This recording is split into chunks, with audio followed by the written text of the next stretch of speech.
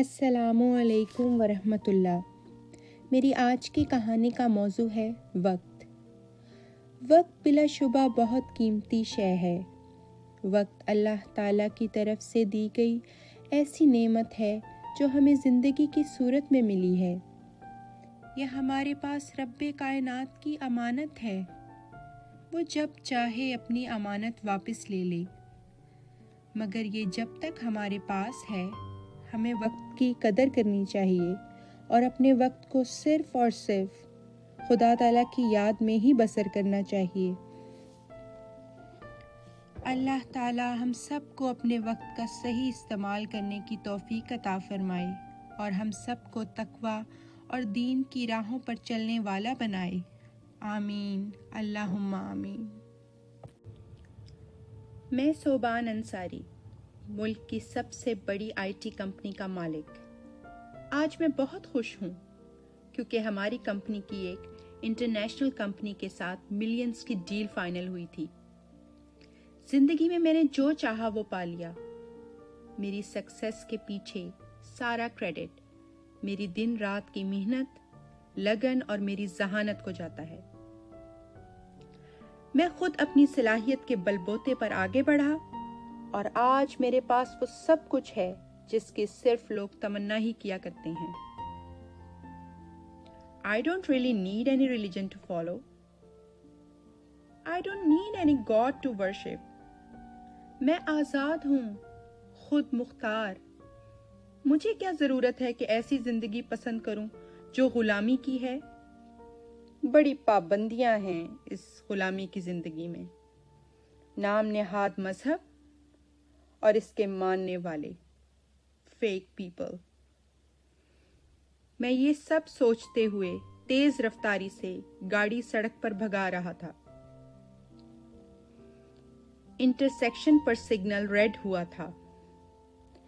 تمام گاڑیاں red signal پر رک گئی تھیں، لیکن میں گاڑی کو کانسٹنٹ سپیڈ پر رکھتے ہوئے سگنل کو توڑ کر آگے گزر گیا۔ ابھی میں تھوڑی دور ہی گیا تھا کہ ایک تیز رفتار ٹرک نے میری گاڑی کو اڑا کر رکھ دیا تھا۔ میری گاڑی بے قابو ہو گئی اور اسی اثناء میں ایک کھائی میں جا گری۔ گاڑیوں کے ہارن سے پورا ماحول گونج اٹھا تھا۔ عجیب سے سناٹے نے پورے ماحول کو اپنی لپیٹ میں لیا ہوا تھا۔ اس قدر تاریکی سے میرا دم گھٹ رہا تھا اور اس جان لیوا خاموشی سے مجھے بے پناہ وحشت محسوس ہو رہی تھی۔ میری آنکھیں کھلی ہوئی تھیں پر مجھے کچھ دکھائی نہیں دے رہا تھا۔ میں اپنی آنکھوں کو کھولتے ہوئے کچھ دیکھنے کی کوشش کرنے لگا۔ یہ ایک تاریک کمرہ تھا۔ کمرے کے کونے میں مجھے ایک سایہ سا کھڑا نظر آیا۔ میں نے اس سائے کی طرف دیکھتے ہوئے خوف سے پکارا تھا، کون ہو تم؟ میں کہاں ہوں؟ یہ کون سی جگہ ہے؟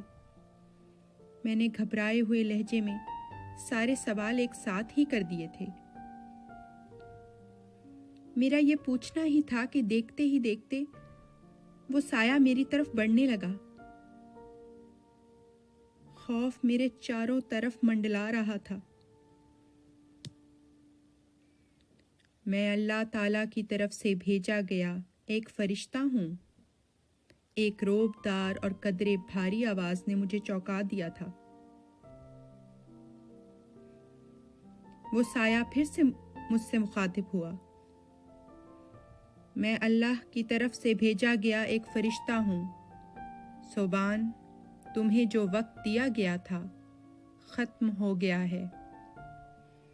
جو ایک مہلت تمہیں زندگی کی صورت میں ملی تھی اس کا وقت اب تمام ہوا۔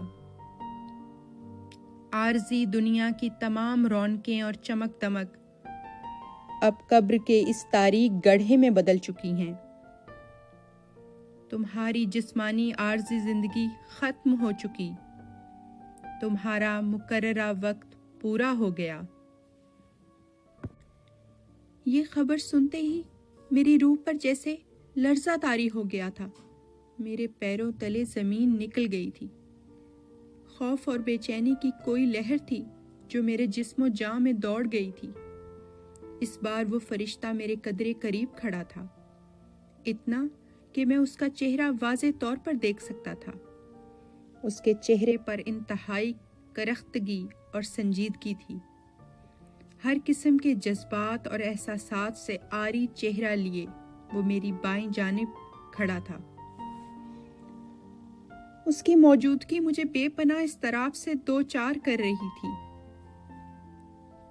فرشتہ پھر سے مجھ سے مخاطب ہوا۔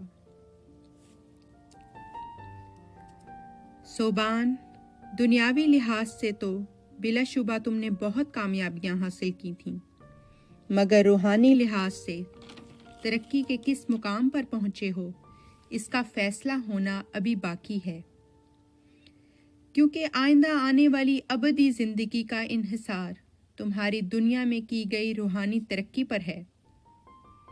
دنیاوی ترقی اور کامیابیاں تو تمہارے فانی جسم کے ساتھ ہی فنا ہو گئیں۔ وہ مزید بتاتے ہوئے کہنے لگا، یہاں اسی مقام سے تم دوبارہ ایک نئی تخلیق کی صورت میں پیدا کیے جاؤ گے۔ ہاں، اسی مقام سے ایک در کھلے گا جو میدان حشر میں نکلے گا۔ تم حاضر کر دیے جاؤ گے اپنے رب کے حضور۔